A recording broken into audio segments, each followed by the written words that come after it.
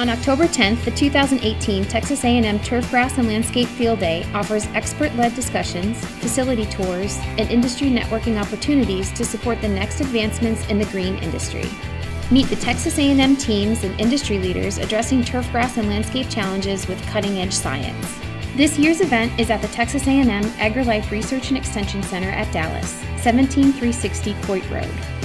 Technical discussions include topics like herbicide selection for weed management, breeding improved warm season cultivars, controlling insect pests, and methods for proper disease diagnosis. Registration is $55 through October 5th.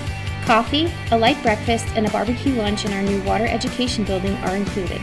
Registration after October 5th and at the door is $75. Continuing education units are available. Find a full agenda and CU information at tinyurl.com/AggieTurfDay 2018.